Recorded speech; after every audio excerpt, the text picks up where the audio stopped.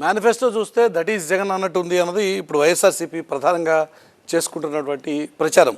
వైఎస్ఆర్సీపీ నాయకులు చెప్తున్నటువంటి మాట దేశంలో మోదీ కా గ్యారంటీ అని ఎలా అయితే ఇప్పుడు ఒక ట్రెండింగ్లో ఉందో అదే తరహాలో జగన్ కా గ్యారంటీ అనేటువంటి అంశం కూడా ఇప్పుడు ప్రజలకు చాలా బలంగా పంపించగలుగుతున్నామని చెప్పి ఆ పార్టీ నాయకత్వం చెప్తోంది.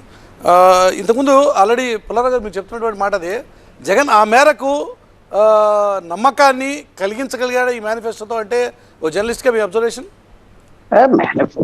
గ్యారంటీగా మొత్తం అంటే ఒక రెప్యుటేషన్ ఉన్నది కదా, మంచి చెడ్డ నేను చెప్పట్లేదు.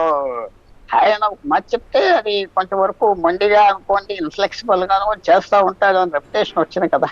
ఆశ పెట్టినా చేస్తాడు, మాట ఇస్తే చేస్తాడు, తప్పకూడదు అన్న రెప్యుటేషన్ వచ్చింది కదా. అది మంచిదా అంటే మంచిది కాదంట. కొంచెం ఫ్లెక్సిబుల్ గా ఉండాలి మనుషులు పాలిటిక్స్ లో, లేకపోతే ప్రాబ్లమ్స్ వస్తాయి.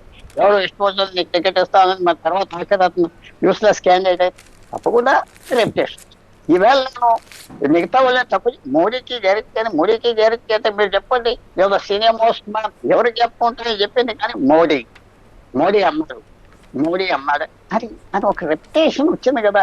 మోడీ ఎన్నో చేయలేదు, ఎన్నో పనులు చేయలేదు, విమర్శిస్తున్నారు కరెక్టే, ఎన్నో చేయవలసింది చేయలేదు. అంటే బడ్జెట్ కాన్స్ట్రయిన్స్ ఉన్నప్పటికీ కూడా ప్రజలకి కొంత ప్రజాకర్షకమైనటువంటి మేనిఫెస్టో రూపొందించాల్సిన అవసరం ఉంది కదా అనేటువంటి ఒక చర్చ కూడా ఉంది కదా. ఇప్పుడు జగన్ మేనిఫెస్టో చూస్తే దాదాపుగా లాస్ట్ మేనిఫెస్టో ఎలా ఉందో ఇప్పుడు కూడా ఇంచుమించుగా అదే ఉంది. కొన్ని పెన్షన్స్ కానీ మిగతా కానీ కొద్దిగా పెంచుదా అని చెప్తున్నాడు. అంతకుమించి పెద్దగా అద్భుతాలు ఏమీ చెప్పలేదు, కానీ కొంచెం ఆకర్షణ అనేటువంటి అంశం కూడా ఉండాలిగా.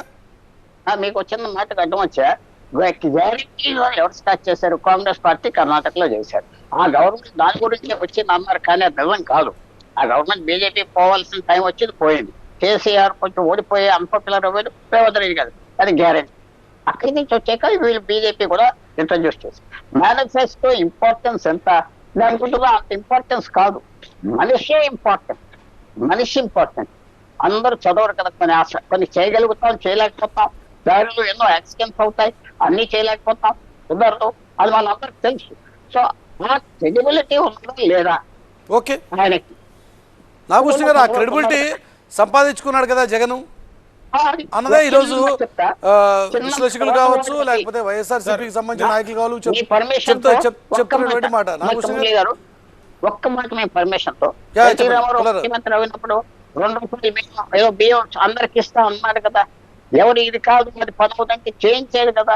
సో అది ఆ క్రెడిబిలిటీ వచ్చిందా లేదా అని అడుగుతున్నాను. నాకు కనపడుతుంది అది మంచిదా, అది గురించి ఓట్లేస్తారా, ఇంకా ఫ్లెక్సిబుల్ గా ఉండాలా జగన్ గారు, కొంచెం మంది మాట్లాడలేదు, వేరే విషయం, నాకు వేరే అభిప్రాయాలు ఉన్నాయి. అదే క్రెడిబిలిటీ మోడీ లాగా కొంతవరకు వచ్చింది కదా. నాగభూషణ్ గారు క్రెడిబుల్ లీడర్గా ఒక పేరు తెచ్చుకున్నాడు కదా, చెప్తే ఖచ్చితంగా జగన్ చేస్తాడు అనే ఒక పేరు తెచ్చుకున్నాడు కదా.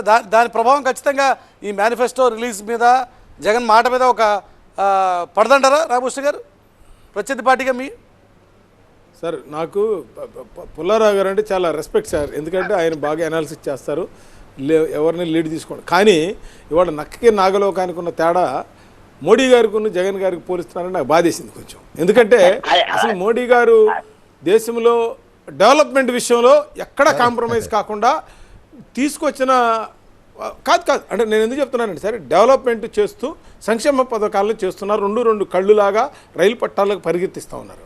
ఇవాళ ఇక్కడ ఈ రాష్ట్రంలో జరుగుతున్న దుర్మార్గం మీరు చూస్తూ ఉన్నారు. డెవలప్మెంట్ ఏమైనా ఉందా సార్? నేను అంటున్నది ఏమంటున్నానంటే వాళ్ళ సంక్షేమ కార్యక్రమాలను కాదు